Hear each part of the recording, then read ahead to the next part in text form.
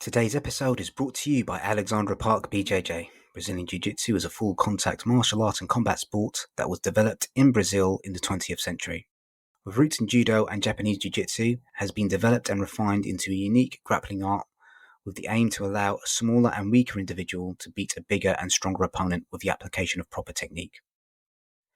Based in Muswell Hill, North London, Alexandra Park BJJ's classes are designed so that you can develop your fitness levels, balance, coordination and flexibility in a no-pressure environment, and to provide the opportunity to start a new sport at a reasonable price. At Alexandra Park BJJ, we aim to be inclusive so that everyone can benefit from this incredible art, not just the athletic or ultra-competitive. To book your free class, head over to alexandraparkbjj.co.uk or email inquiries at alexandraparkbjj.co.uk.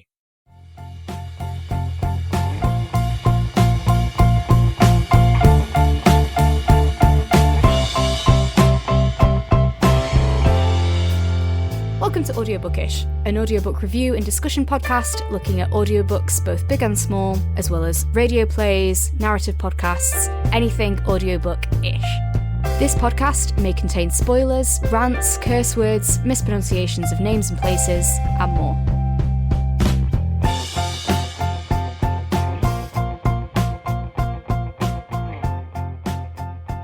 Hello everybody, you're listening to Audiobookish. My name's Fahed Rahman, and as always I'm joined by Poppy Knight. Hello.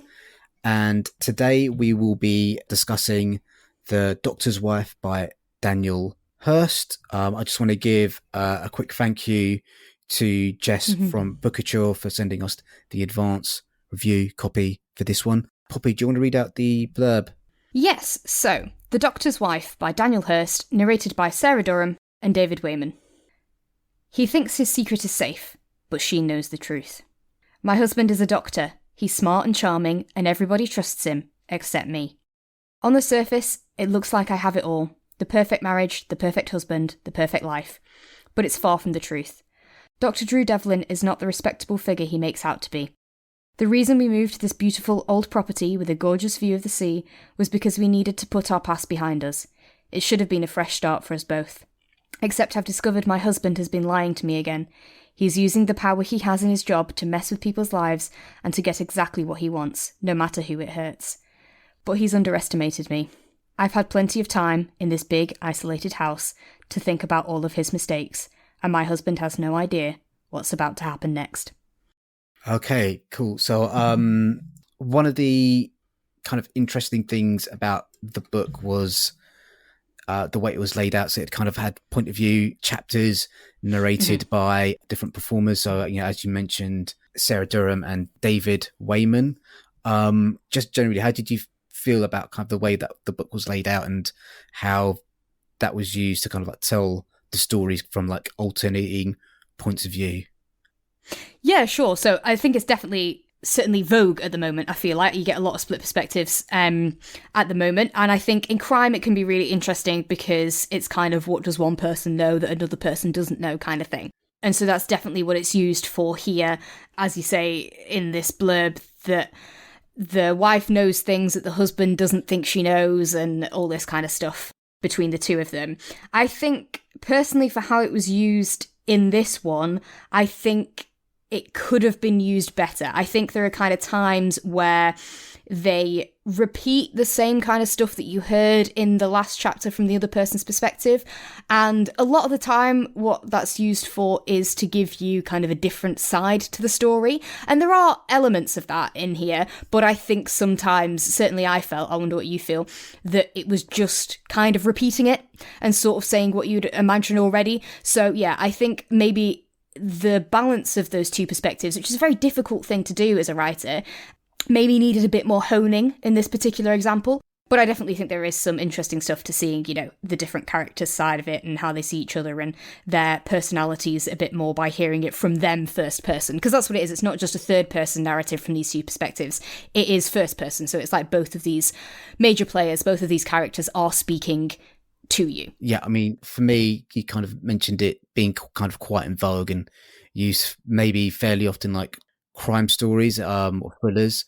One that kind of stands out to me is a book we reviewed a while back, which was True Crime Story, which I feel was like that, they use different perspectives to kind of like tell this story. And again, when you are, it's kind of like the Rashomon thing, kind of like having a different look at an event from different perspectives. There will inevitably be some like regurgitation, but that wasn't something that necessarily bothered me much, because I think the other thing that the book does kind of quite interestingly is when it does switch perspective, sometimes it will kind of shift time frames as well. Sometimes, yeah. Especially in Fern's chapter. So we actually probably should introduce like the characters as well. So that the main players in the book are Drew and Fern, who are married. Fern is the titular doctor's wife.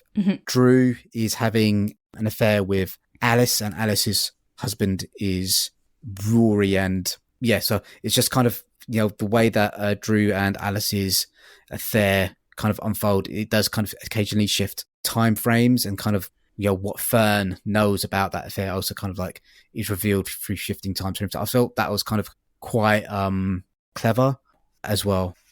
I'd kind of wished, because so I don't believe this is a spoiler, because from the prologue that Drew's dead, right? Yeah. So that straight at the start, which I find it interesting that this is how they've written the blurb, and as well of what you get through a lot of the book. That's sort of, it's building up tension as if you don't know he's going to get murdered. Yeah.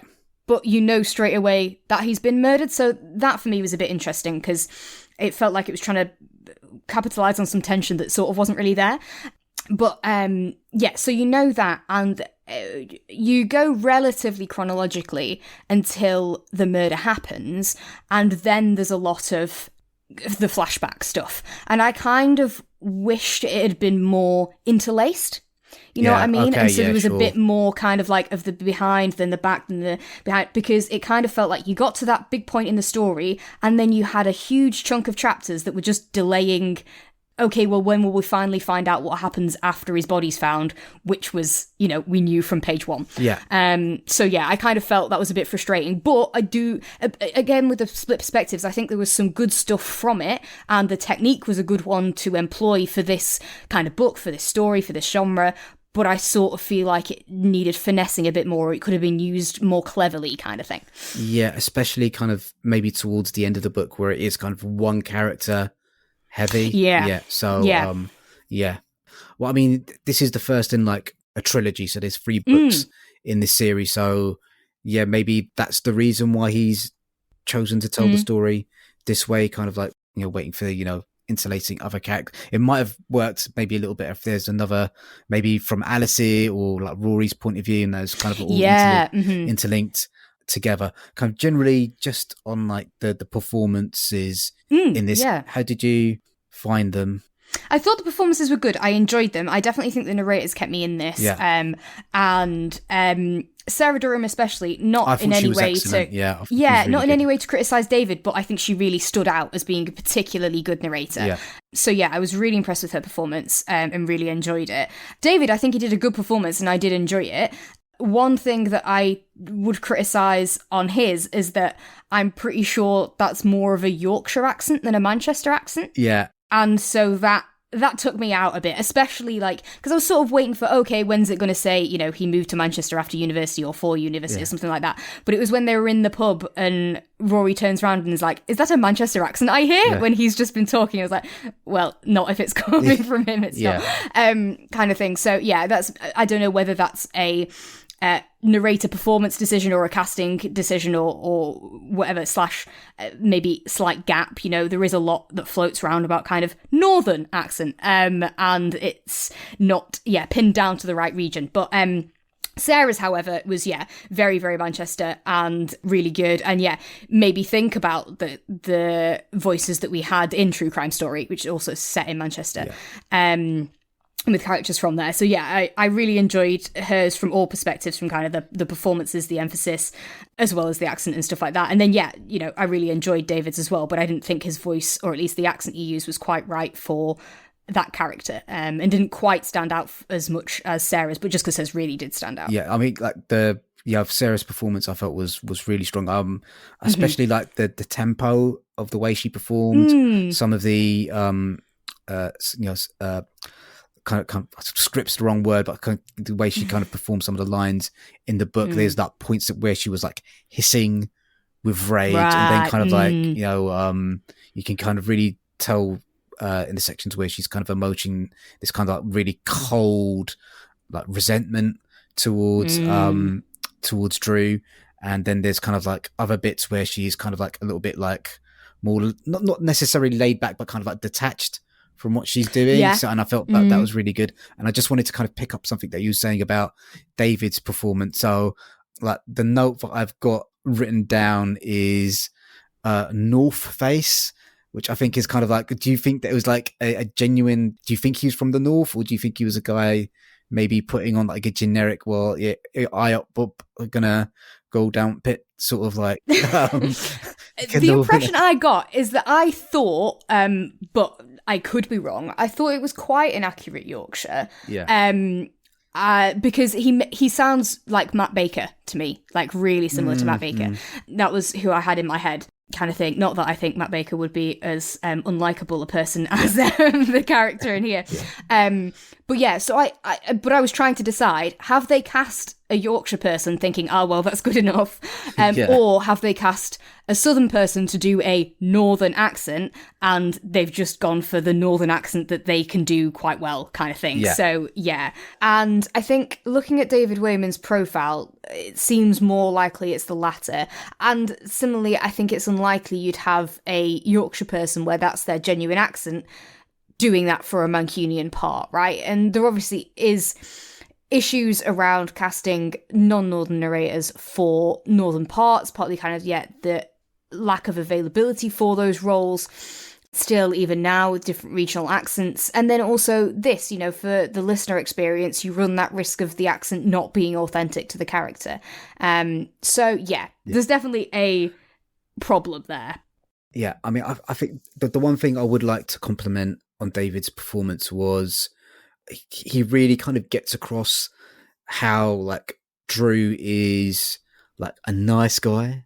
I'm just a really nice guy. Right. It's kind of like one of those like really, slimy undercurrent of slimy two-faced kind of, I'm just a nice guy. I'm just try to do the right thing, and kind of like, that sort of entitlement that is kind of like, so I felt he really did a good job of like getting that across while kind of also making it believable that Drew would be attractive to both Alice and Fern, because in the wrong hands it could have kind of, because he is such like a despicable person. It's it's kind of like, it would be kind of like, you do need to humanize him is maybe the wrong word, but you need to kind of like give him a little bit of something. And he's got, David's got quite a nice voice. So lovely.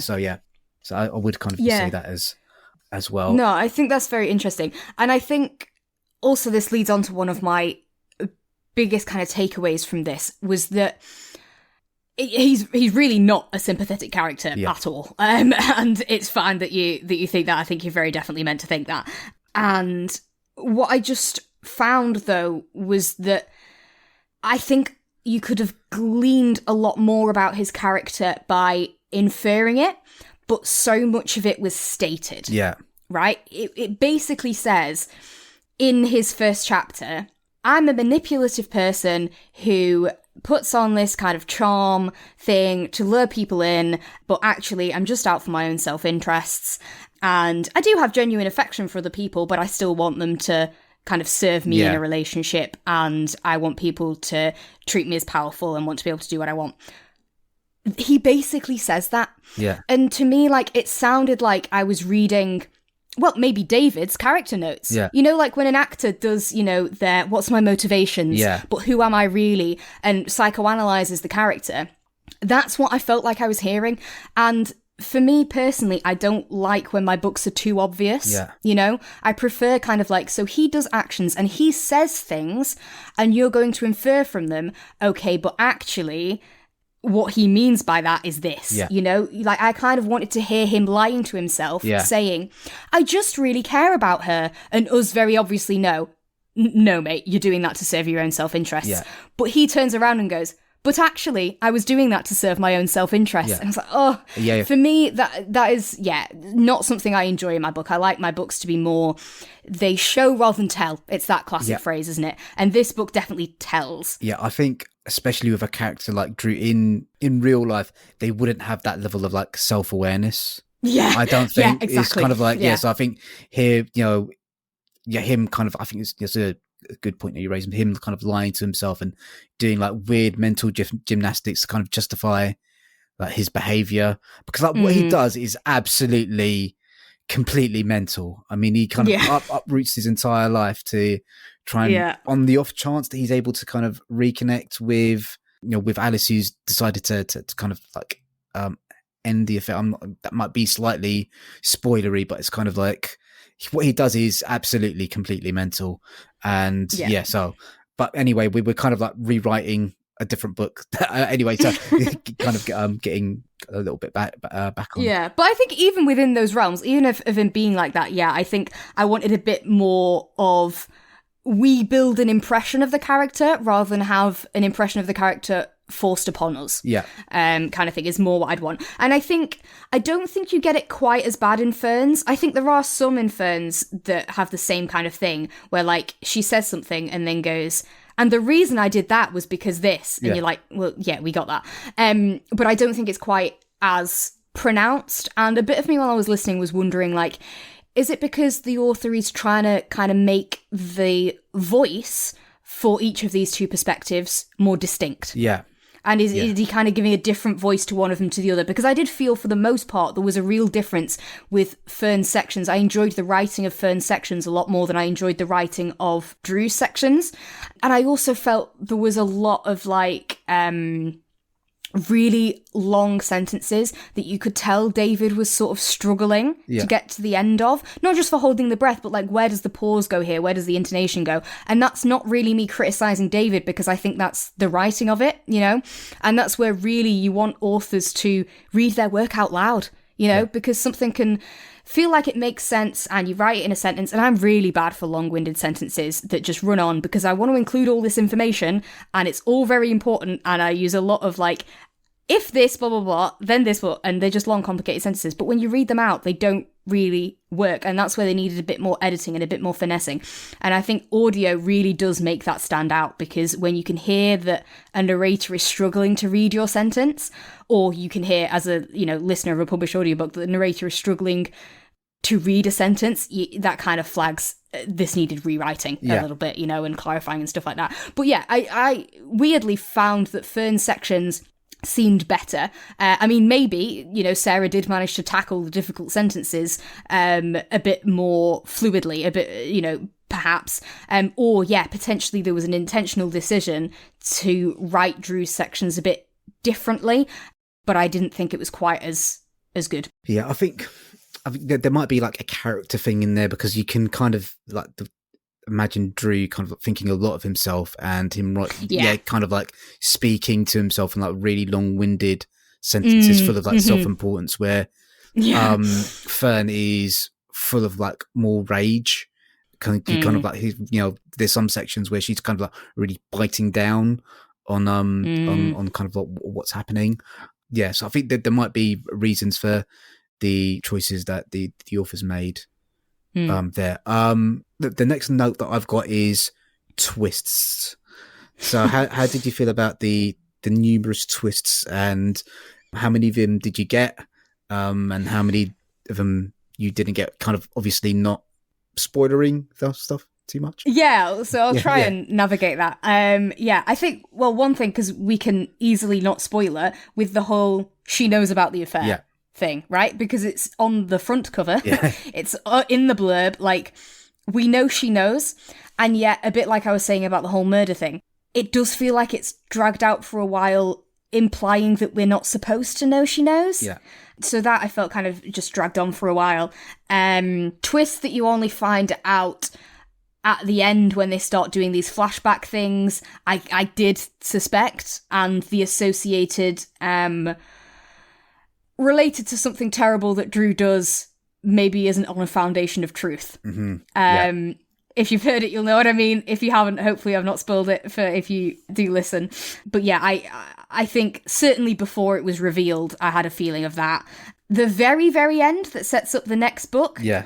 I didn't necessarily see coming. Yeah, he does. They do set it up, though. I mean, it is. They do, they do. Yeah. I think, again, you had a lot more character kind of exposition and backstory than I would personally want. And again, the repetition, I think it goes through this character's, version of events, but doesn't really add anything new to what you already knew. It just reminds you of what you were told, a handful of chapters ago. So that was a bit frustrating. But yeah, I mean, I thought there might be something shifty. I didn't necessarily land on that particular part of it.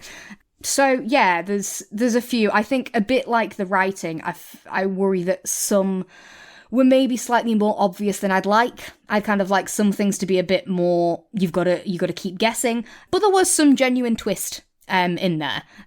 Whether that's kind of small things you don't necessarily expect are going to happen, or the bigger ones. What about you? Yeah, I mean, I think I saw some of the twists coming. There were definitely 2 or 3 where I didn't see coming. There's kind of, especially to kind of like towards the end, there were a couple of things where I thought, well, that this is the natural like, end point of the story. Why is this still continuing? Oh, it's because that this twist is coming down, like the corner. So there's like towards the end of the story, well, this is like a natural end point. Why is it? Okay, because this twist is coming down. The thing that kind of changes the way you kind of view certain things, and then also kind of some of the characters' plans don't work out necessarily the way they think it will. Yeah. So that's kind of like another. I'm not sure so that's necessarily twist, but it's kind of like. Yeah, kind of. That was also kind of like quite interesting too. Yeah. Something you didn't necessarily guess to happen. Yeah. So yeah, no, that's very fair. I know I've spent quite a bit of time criticising and kind of some editing notes, I guess, but there were some things that I did really like about it that I did want to say. So the first one that really stood out to me was the descriptions and kind of like, I don't know, character development or whatever, both from the side of like, creating a character that feels this way and from the side of just genuinely how it was written and presented. Fern's city versus country perspective, I found really interesting. I liked how she talked about how, people romanticize the country, but, I kind of romanticize the city, and this is what I loved about being in the middle of a city in Manchester, and this is what I miss. And it was a real love letter to a city. And I thought that was really nice. I really liked that. So yeah, I don't know if flagged to you or if you like that or whatever. I think like place plays like a surprisingly strong part in the story, because obviously they've moved to this seaside town full of like country characters, and like both of them when they move initially kind of like struggle with like the strangeness of the surroundings, and kind of like how both of them are kind of used to having like noise in the background while they're sleeping and stuff like that. So yeah, and definitely you did kind of get kind of juxtaposition of like how lively and interesting Manchester is as a place, and all the conveniences and nightlife attractions, and how quiet the place they moved to is by contrast.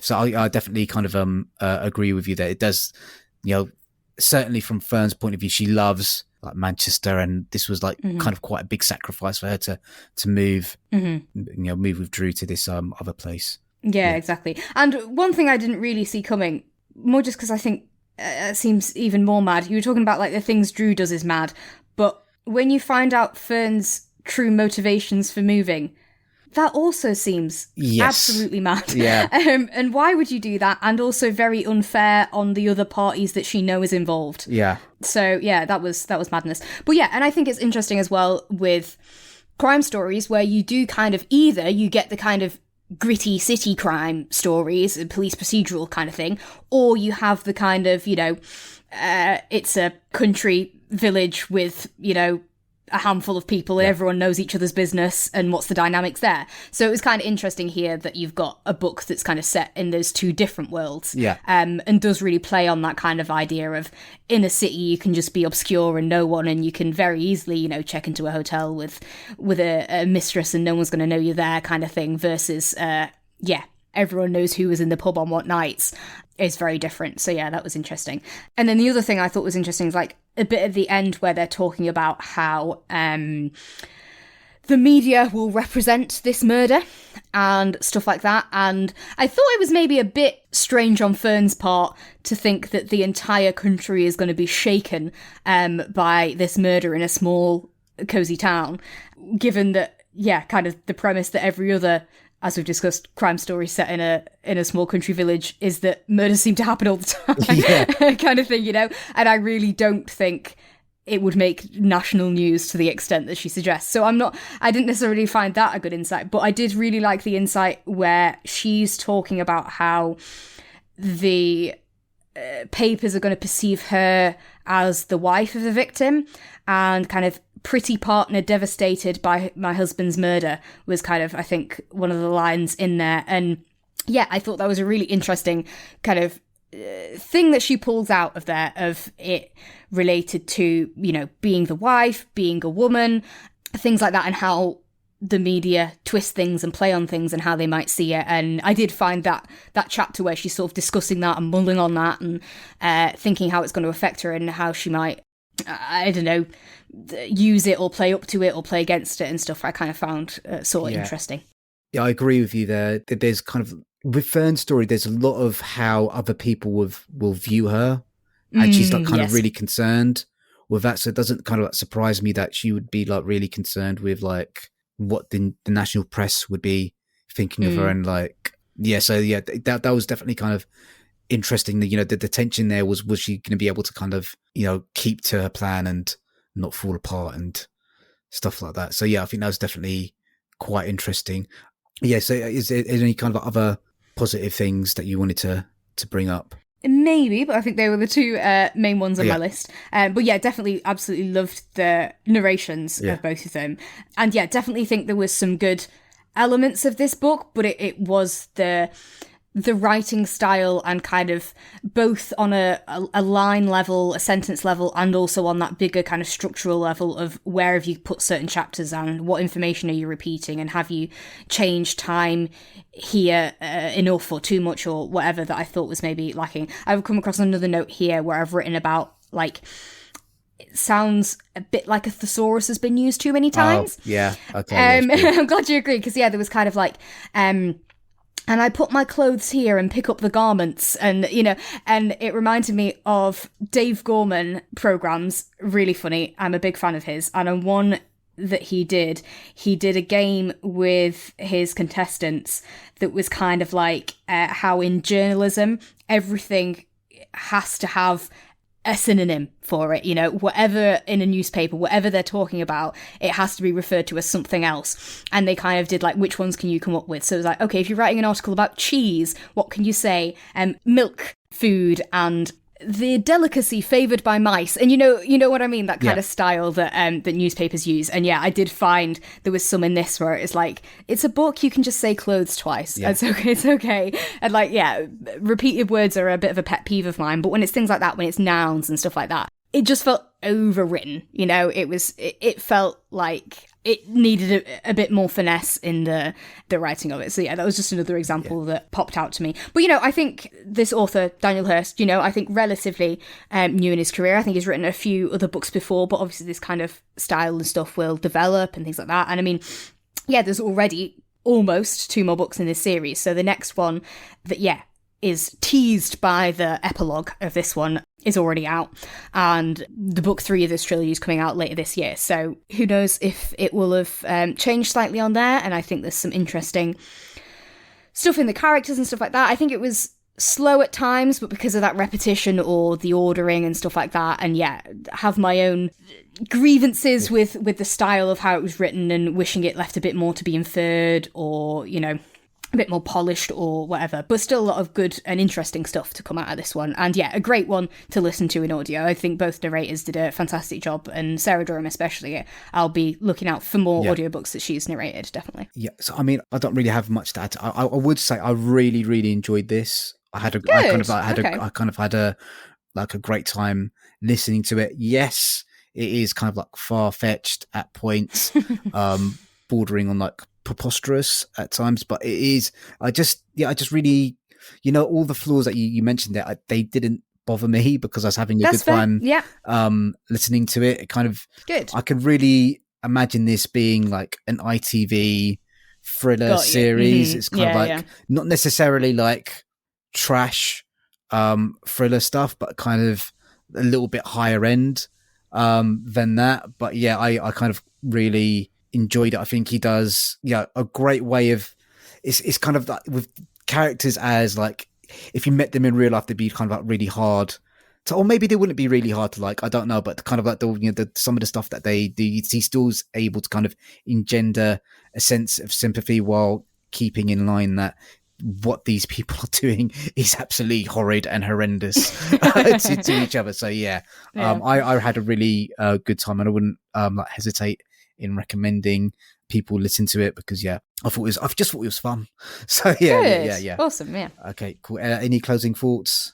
No, I think that's all good. Cool. So once again, thank you to Jess from Bookouture for giving us a review copy. I have finally got around to setting up a Patreon account for us. So I'll be kind of including that in the description to this episode. If you can please donate, that would be great. We've got the link to our tip jar if you can donate money through there, if that's what you prefer. You can get in touch with us by emailing audiobookishpod@gmail.com, and we are on our social medias at audiobookishpod. Let's say bye, Poppy. Bye.